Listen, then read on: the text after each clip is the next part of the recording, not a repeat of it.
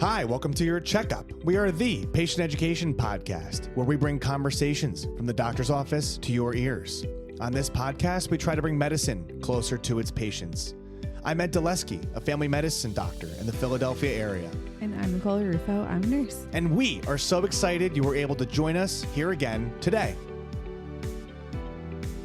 Okay, so we're going to get started today, and our banter section is very big today. If you have zero interest in our life, feel free to skip ahead to the next chapter where we're not doing this. But if you are interested in the other things that we have to say, stay tuned because we've got a long list of things to talk about. We do. Well, first and foremost, congratulations to Dan and Monisha on getting engaged. That was a beautiful thing. Yeah, that was last night. Well, yeah, it was really nice. It was at, they got engaged and then there was a party after at Philadelphia. Is it distilling or distillery? I think it's distilling. But it was so good. The drinks were yummy. So great. Best cheesesteak egg rolls we've ever had. We had 17,000 of them. Yeah, the superlative cheesesteak egg roll. It's not something I expected walking in there, but it happened. So then I go up there and they have plates of, snacks to go up. And Justin felt this too. They're little plates and you go up there and you take two, one for you, one for me, two of each, some arancini, some of the vegetable Samoa, and the superlative cheesesteak egg roll. But going up the fifth time, I started to feel some judgment from the people who were serving us. Bartenders don't care what you're doing. I don't know. It also felt like food for everyone. And then when they brought out the second one, I felt way better about it. But it was at every 2-minute clip that I was going up there. They were good. Well, they were just so good. But I think you could have gone up a couple times. I did go up once. Yeah, 1 out of every 6 was not the interval that I was maybe hoping for. Maybe space it out a little bit every other. I know you're in the boot. It was 5 feet away. I'm injured, okay? Yeah.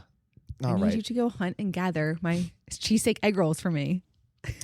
Yeah, no, you're right. That's something that's what it is. Congratulations to them. Beautiful event. So much love. Can't wait to see what's next. And if you had a really cool destination wedding, we wouldn't be mad. So yeah, just something to think about. Ollie agrees. Ollie agrees too. Just, we are hunting for a destination wedding that isn't ours. I know. Well, now we know Sam and Meg are getting married here. Who else do we know that's getting married that it isn't already planned? I think it's just them. Lots of weddings in the next year. Lots of them. And not one of you could have done this on an island or something. Rude.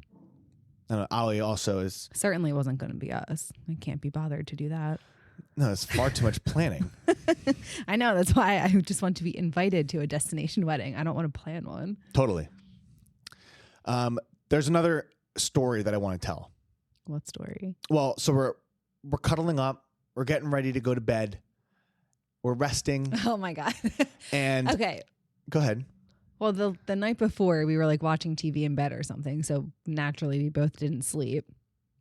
Yep. And then, so then we're getting ready for bed. Yep. We're getting ready. And I roll over, I kiss Nikki on the forehead. Because we're getting ready for bed. And you're I hope we have a peaceful sleep tonight. I'm yeah, me too. Thought that was the end of it. And then... Kiss you on the forehead. And I say, rest in peace tonight, sweetheart. No, he whispers. He goes, rest in peace, sweetheart. And I said, sir, do you know something that I don't? No, but I had no idea what I was saying. Everywhere, R.I.P., R.I.P. And it just you say something in a turn of phrase, and I had no idea that that's what I was actually saying when I said, because I hope it's a peaceful sleep. Rest in peace tonight. We're here. Obviously, no one passed away that night, but that was a piss. Okay, Frank. Yeah, that was so funny. I don't know if anyone listening to this oh yeah, he ha ha, he spoke it the wrong way, but he did. And I did. All right, so wait, did we talk about your party? Oh my gosh, no, because that was so fun. I mean, you did. So Nikki threw me this tremendous graduation party at a brewery in South Jersey that we love.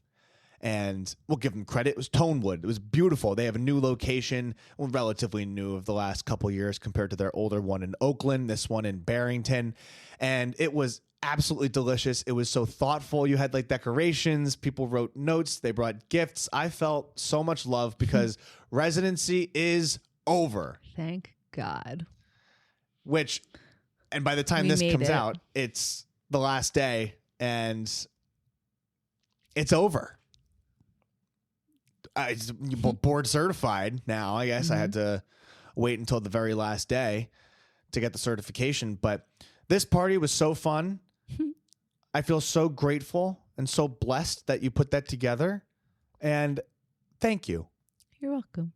Yeah, I felt really special that day. I always do, because you make me feel so. But like gathering all those people together made it like extra so to celebrate. What was a long 3 years for the both of us, I would say. It's been our entire existence with each other, has residency been. So I think we're both excited to see what life looks like after this. Yes. Very excited. Yeah. You get a couple weeks of fun employment, which I'm really jealous about. Basically to be your chauffeur. Yeah. The timing is actually perfect because you like have morals and stuff. So you refuse to sign FMLA paperwork for me for my toe to try to get me off all summer. So you can just hang out at the beach. You were really vying for like something to happen for time off. And Like, come on, just give me like a week or something. Like, no, I'm driving you to work. get to work. Get in the car. Come on. Yeah. Get in the car. One of us has to make money this summer. Oh, I know. Yeah. Did you have any other thoughts about the graduation party? No. That was a good turnout. It was a great turnout. It was awesome. Yeah. Thank you so much. All right. Let's move on to Love Island. Oh, yeah. I have a question for you. What's your question? I have not proposed this before, but here's my question. Does the nursing community accept Nick or Amaya as a nurse more?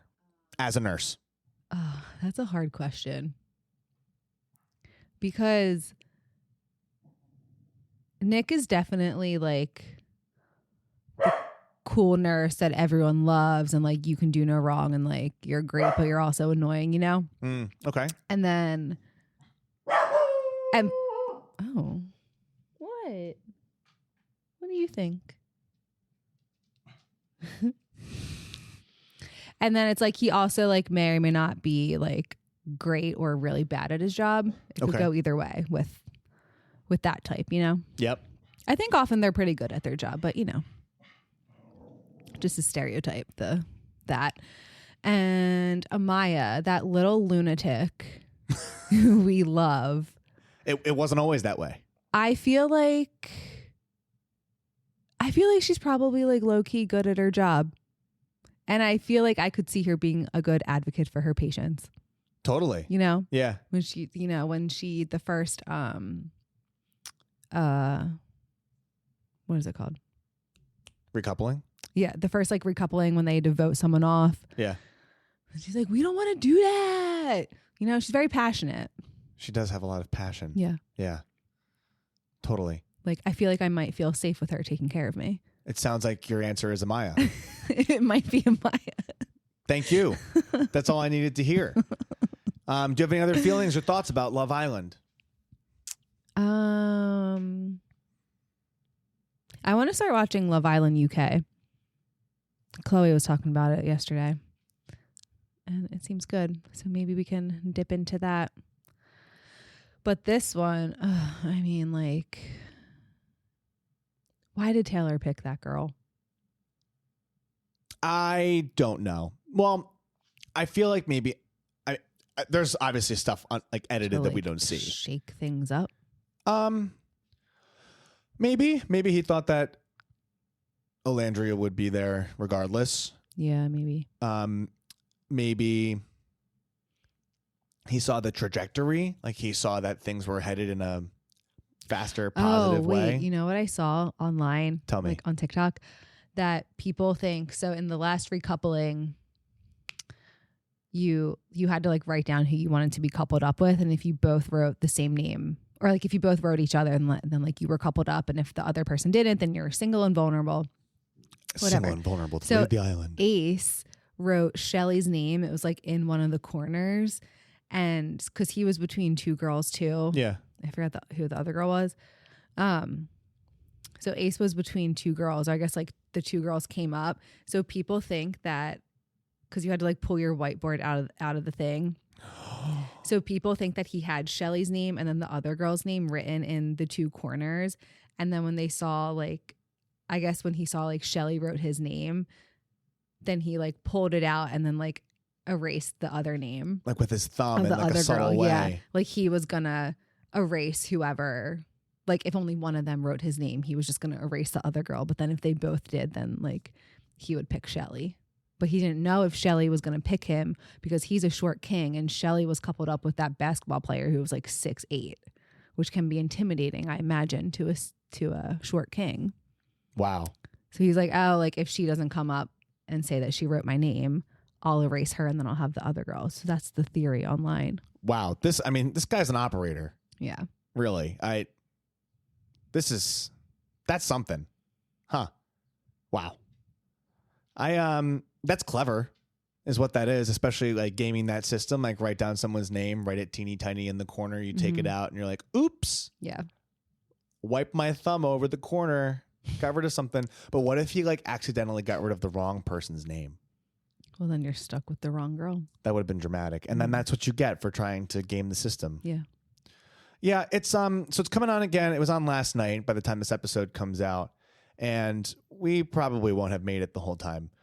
But you know, that's good. I'm excited to see where it goes. Obviously the producers have an agenda because they kept some people around. Oh my God, I know that Nick and Alandria thing. Which they were good sports. They were like, oh, let's explore this. And they like... But then they had to make it... Okay, so they already told us everyone was coming back to the villa. So they could have just like, they get in the car and then it's like, oh, surprise, we're back. But then they made it this whole like, you guys have to be a couple and like blah, blah, blah. Like, you already told us they were all coming back. Did they? Yeah, in the beginning, remember? Well, they said like everyone's coming Yeah. back. Like, I mean... Didn't they send someone home in the beginning of Casa? Did they? I don't know. They weren't memorable enough. Mm-mm. We had a theory that they were going to bring like literally everyone back. Oh, yeah, because they were still in Fiji. Like Jeremiah, Hannah, all of them. King Jalen. Oh, King Jalen. But no, they that hasn't happened yet. We'll see what happens. Did they leave us on a cliffhanger? No, everyone was just coupled up. Oh, we're just entering a new week. Mm-hmm. How many more weeks of this do we have? I don't know. I feel like Casa Amor is like a little over halfway. And No, Casa Amor is... Oh, Casa Amor is like halfway through the season. Yeah. Well, I don't know what we would do if... Well, there's the waterfront is something that I'm interested in watching. Yeah, there's also... Wait, I forget what it's called, but there's another show that I want to watch. I feel like it's on Prime. And then I'm also kind of interested in watching the Poop Cruise documentary. What is this? It's about that cruise a couple years ago that like, I don't know what went wrong, but something went wrong and then there was just like poop everywhere. Wow. Some might say. Like, I think it was for like a week. That there was poop everywhere? Yeah, because like nothing on the ship was working. Wow. That would be a bummer on a cruise. There's like no escape and there's just feces everywhere. I don't know I've never been on a cruise, but I don't think I'm a cruise girly. I feel like I would feel like claustrophobic. Well, who's going to listen to this and say like, after hearing our interpretation of a poop cruise and say like, yeah, with a resounding yes, I am a cruise girly. I mean, there are people who are cruise people. Right. But I mean, We'll have to watch it and then report back. Sure. Because that was, basic level. Like something went wrong and there was poop everywhere. Like, we'll report back. Right. Like maybe there's like a Titanic level of poop. Yeah. That made it the wrong way. And then like there was that. Yeah. What I do have to make sure that we get to, though, is because I said we were over there. What's that? You have a whole list. It's a long list this week. We went to dinner, and we have a new restaurant that we need to review. Mm-hmm. What was the name of the restaurant? Picnic. Yeah, So cute. it's the biggest venue that I've seen in Philadelphia for a restaurant. Yeah, it's pretty big. I mean, like Sarai is pretty big, I feel like. Yep, and it's the same group of people who run this restaurant. It was absolutely delicious. I went for a work dinner a few weeks ago. Got to pick on certain things, but I felt the need to take you a part of a way of saying thank you for the graduation party. To be continued this week on a restaurant that we'll review next week. Still remains a mystery to you. But I wanted to take us through some of these dishes because they were amazing. I want to get your thoughts on each of them. Okay. I knew that the oysters, the birthday girl oysters, they were going to be delicious. I love oysters, but you walked in with some apprehension. Take us through what you felt. Well, I'm not a huge oyster girly, or so I thought, because so she thought. It's like high risk, like a loogie in your mouth. But these ones were good. And it turns out I like a lot of hot sauce on them. Yeah. And it was delicious. Salty, hot. I only ate like 4 of them because then they started to kind of like skeeve me out a little with the loogie-like nature. Sure. And I think that's just like any oyster that isn't an oyster Rockefeller. Yeah. But $1.50 during happy hour and all day. We're going to have to go there on a Sunday. On Sunday. Because like they were good. The cocktail was good. Whatever. What else did we get? That was good on the menu. Well, here, let me say the sausage raclette. How'd you feel about that? I would rate that like probably an 8 out of 10. Yeah, that was excellent. And there was some cheese on the inside. Yeah, it was like sausage, cheese, bread. Yeah, and then like layered. a little lemon to put in there.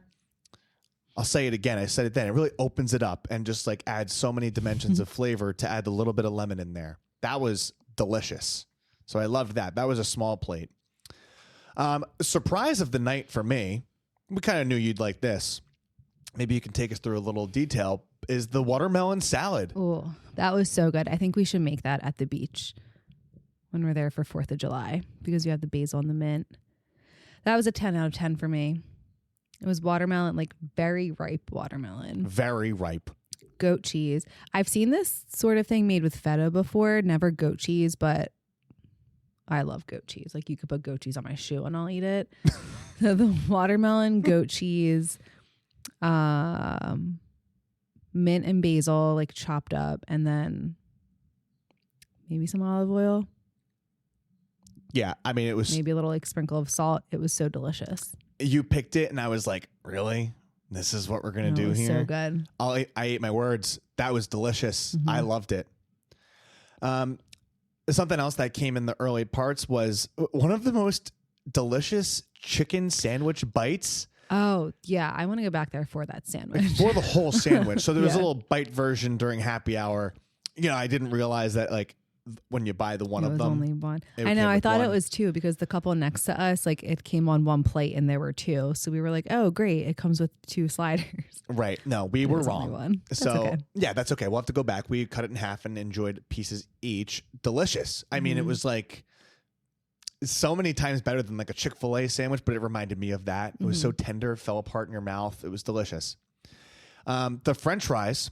Always got to get French fries for the table. Yeah. We love fries for the table. We'll be at like the nicest restaurant and we're like, can we have some fries? Please, sir. We need them for the table. Does the kitchen have the fries? Yeah, so that was amazing. And then the last 2 items are the ones that are most unique and shocking. Were the rotisserie chicken. I had the rotisserie chicken at this work dinner, and it was the reason I brought you back here. Yeah. Well, this restaurant is, I guess they're kind of like being known for the rotisserie chicken, which I don't remember the last time I ordered like a piece of chicken breast while we were out. Probably never. Yep. It's like, we have that at home. It was the best chicken I've ever had. This is the superlative chicken. I would go back there for that chicken sandwich and this rotisserie chicken. And I do not kid you guys that this And was... Eddie is vehemently against rotisserie chicken. He just is like he's in this weird phase where he's anti rotisserie chicken. I am. And I'll be like, oh, like, let's get a rotisserie chicken as like a treat. And he just like doesn't like it. He loves this. It was incredible. It's so good. Yeah. And then there's like a bunch of different like sauces you can pick for it that really you don't even need, but no, we're good. No, it was amazing. And I mean, by this point we were very full as well. Yeah. It was lots of food that came out, but this rotisserie chicken, they were so nice. I gave them a 5 on Resi or whatever because like they were nice and I liked their food. And they emailed me and they were like, thank you. And I know that this is like totally a marketing ploy. Like they do this on purpose. But I loved that. Yeah, maybe they can give us like a coupon. Maybe a coupon. I told them we were going to do this. Whether they see this or not, I'm not sure. This like rave review of their restaurant. But that was amazing. And then we ended the meal with a simple vanilla ice cream, but with olive oil. Yeah, it's like olive oil. Was it like honeycomb flaky sea salt or something? I keep saying I'll go back just for that. So basically I'll go back to get everything that we got. That was so good. Yeah. It was so unique too. Have never and had. It was like refreshing and sweet. It was awesome. Yeah. I loved it. It was just great. It was a terrific experience. I thought it was so amazing all around. One of my new favorite restaurants. The place is huge, so they have a ton of availability. And I mean, like I went on the day of and I was like, oh, maybe I can try to get us a spot. And like, I had no issue whatsoever. Would go back. Totally would go back. Would go back on a Sunday to get more oysters. Like we had oysters at a place that's like an oyster place in Center City. And like, it wasn't anything like what you got up there. It was just great from head to toe. Do you have any other lasting feelings you want to like say about this place? No, it was delicious. I loved everything. Would go back. Yeah. So picnic. I think, what is this? What's the name of it? Let's give them credit. What's the name of the? Yeah, they're the same people that have Soraya. We say Soraya because we like how that sounds better. That I think we've talked about like more than once. Yeah. Well, their space is originally built in 1899 as the boiler house for the Weissbrod and Hess Brewery. It's right across from Philadelphia Brewing. This place once powered one of Philadelphia's great beer making operations. Over a century later, the structure endures with its arched windows, original brickwork, and a 35-foot ceilings intact. I'm still trying to figure out who it's not exactly on their website, obviously. A rewards program. Yeah, might as well. Defined hospitality. Yeah. They have Kalea, Soraya. Oh, El Teco too. Oh, and Condesa. Yeah. Okay. R&D cocktail bar, which we've never been. Oh, I want to try Pizzeria Badia. People say really good things about that. Really? I'm adding it to the list. That's part of them too. It's the grocery list. Let's see. Oh, there we go. That's the right list. All right. And that's what we got for you here today. It was a very long list, a very long banter section. Hopefully you stuck around. One episode? What's that? Is this all going to be for one episode? Yeah. Oh. Okay. Well, what are we going to talk about today, Nick? Today we're talking about heat-related illness. Why? Because it's hot out. Yeah. I mean, like a couple weeks ago, it was like the hottest day of the year. And it's stayed that way. I know my broken toe came in clutch last week because I couldn't walk to work and you had to drive me. I did. That was a piece. Oh, darn. Can't walk in 100-degree weather. Yep. You definitely saved yourself there. And then we came home because the air conditioner was broken. Really grateful to that guy who came in and fixed it. But we came back and I was here all day, but then Ollie was panting. It was far too hot in here. Almost had to ship him out to his grandparents. Yeah. So, we're mostly going to focus on humans here, but all of this and some experiences we've had in the past with loved ones make us think we need to talk about heat-related illness because it affects a lot of people. It's summertime, and why not spend a little bit of time keeping some people safe? So let's dive in a little bit further. Can you tell us what heat-related illness is? Yes, I can. It's when our body overheats and can't cool itself properly. Are there like things that make people more susceptible to that? Yes. So young children and older adults, anyone with any sort of chronic illness like heart, kidney disease, diabetes, if people are on certain medications like beta blockers or diuretics, and then people who just are simply not acclimated to the heat. Yes, one who is not meant to live in the heat. Not meant to live an uncomfortable life. That was right from from White Lotus. I'm not your words. Love conditioned air.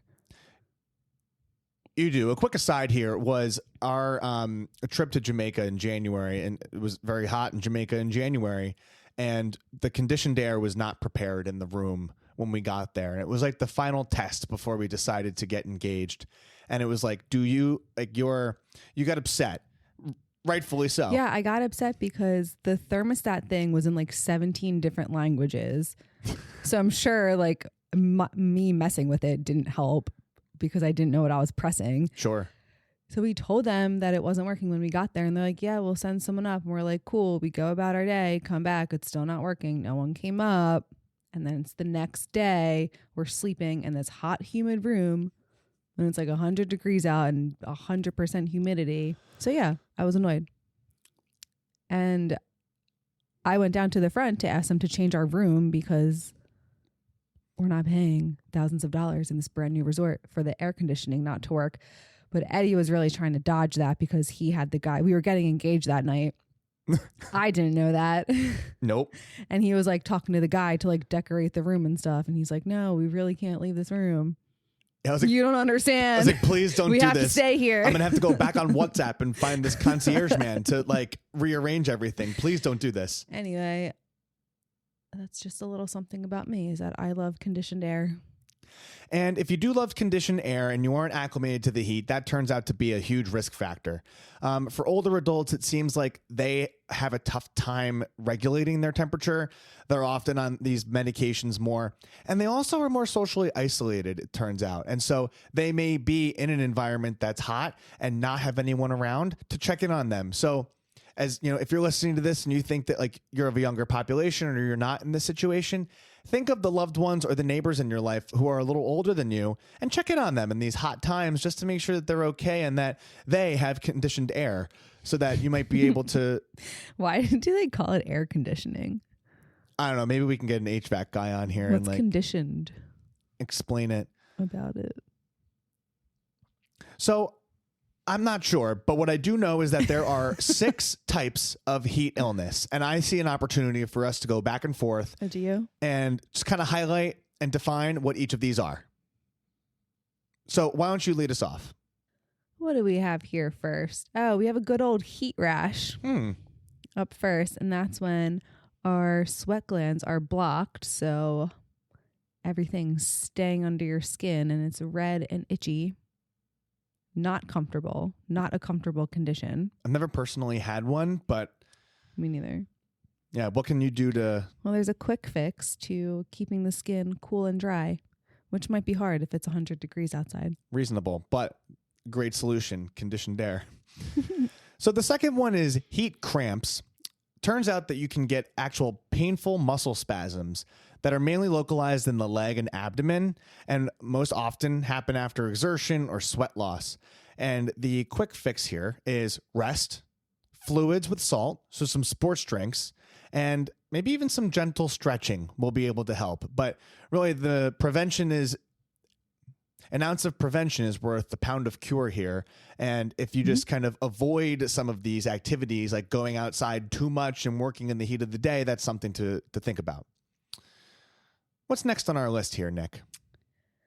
Next, we have some edema, which is swelling, typically in the hands or the feet, especially if you're new to a hotter climate. Like us in Jamaica.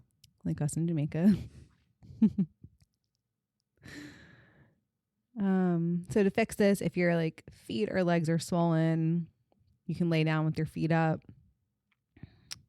and avoid diuretics. Yeah, I think the thing there is that like when a lot of times a gut reaction is when people see swelling, they think extra fluid and move it off. But this is all usually from what's called a vasodilation, where the blood vessels get bigger and wider, and then more fluid is able to, the same amount of fluid that you had is able to go more places and then creates the swelling. But diuretics may actually lead to dehydration in this specific situation, which kind of informs the like, maybe you don't do that if you have heat edema. I'll take the next one, which is heat syncope, or otherwise stated, heat fainting, heat passing out.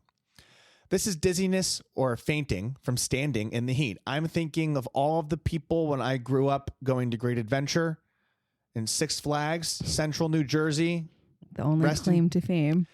And the outlets. Rest in peace, King Kai. It was the world's tallest, fastest roller coaster until it wasn't. Such is life. They took it down. But those lines were always so long. And I could always see every once in a while someone suffering from heat syncope, just falling down because it was so hot and they fainted. Really? Yeah, it happens. It does. You're standing out there in the summertime, Jackson, New Jersey. It's July, waiting to go on King Ka. Bang, 95 degrees, 80% humidity. Feels like 105. You pass out. It happens. That's why you should just go to the beach instead of to Jackson, New Jersey. Easy. So the quick fix isn't rocket science. It's lie down in the shade and hydrate. And that's that. There are two really important ones to talk about in the episode here. And so we're going to break out here and talk about the last two, which are very important. Can you take the first one? Yes. Number 5. Number 5 is heat exhaustion. So symptoms of this are heavy sweat. Pay attention here, folks. What? No, like the symptoms are the things that divide these two. So I'm saying pay attention, folks. Symptoms are heavy sweating, weakness, headache, nausea, or fainting. Your body temperature will probably be normal or a little bit elevated. Mm-hmm. And then the fix, which is the same as all of them pretty much, is to cool down, maybe get in the shade, drink some fluids, and rest. And then the key point here is that heat exhaustion, if it's not managed, can move into a heat stroke. Right. Which you'll tell us about.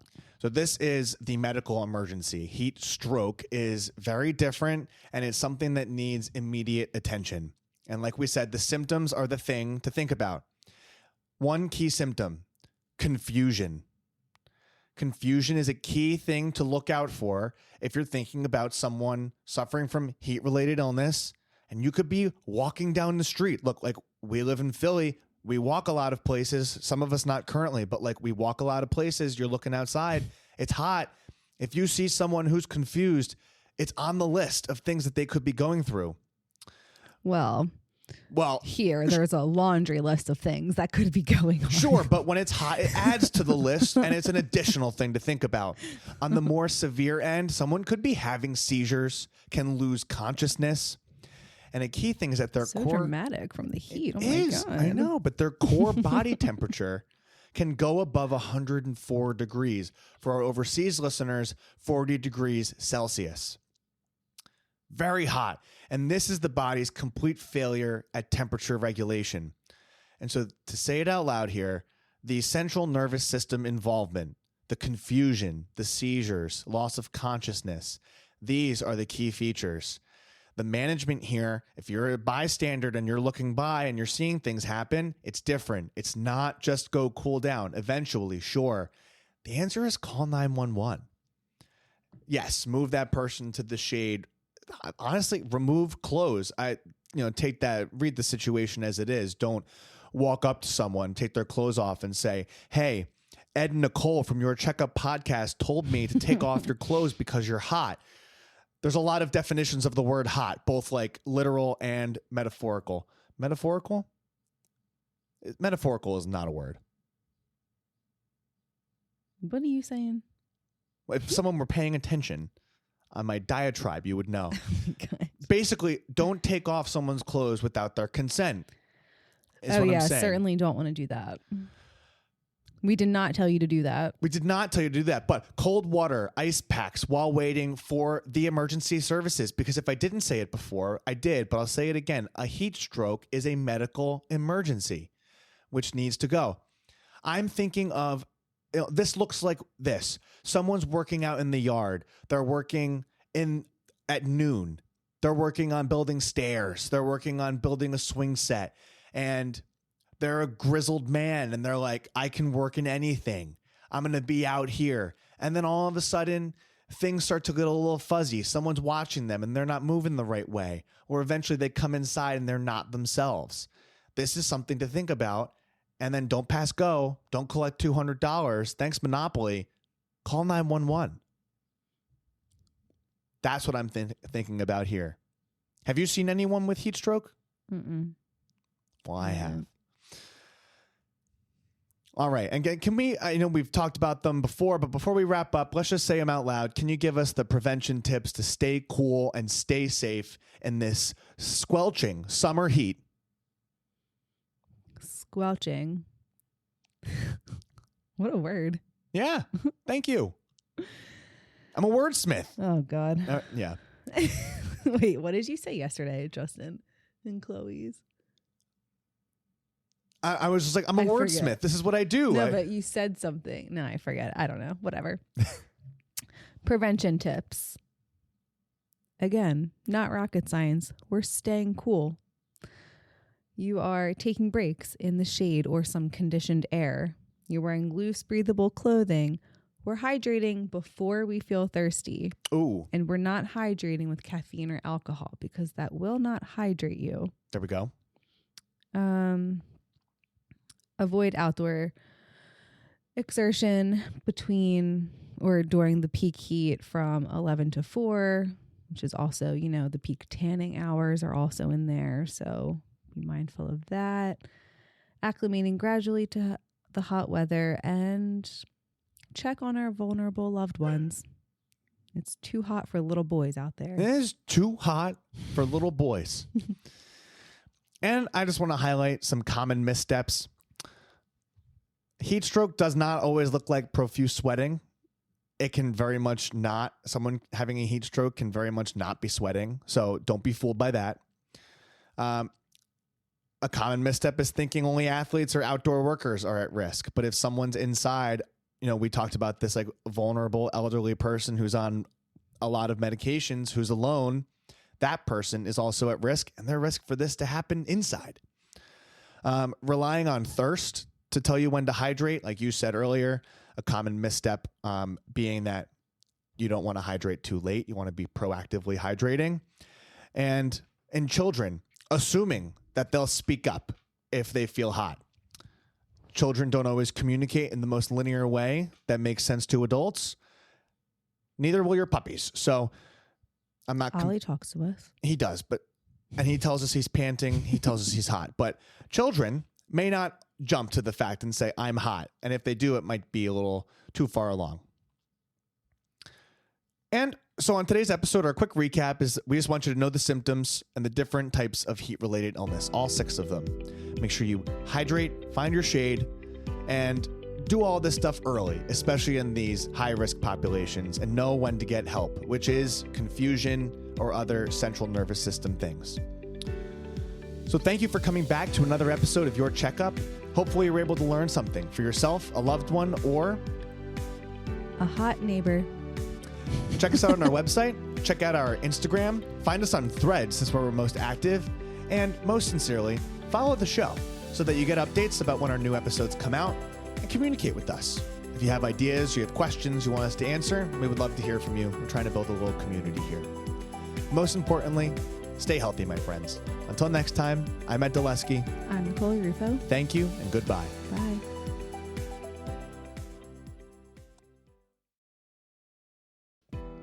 This information may provide a brief overview of diagnosis, treatment, and medications. It's not exhaustive and is a tool to help you understand potential options about your health. It doesn't cover all details about conditions, treatments, or medications for a specific person. This is not medical advice or an attempt to substitute medical advice. You should contact a healthcare provider for personalized guidance based on your unique circumstances. We explicitly disclaim any liability relating to the information given or its use. This content doesn't endorse any treatments or medications for a specific patient. Always talk to your healthcare provider for complete information tailored to you. In short, I'm not your doctor. I am not your nurse. And make sure you go get your own checkup with your own personal doctor.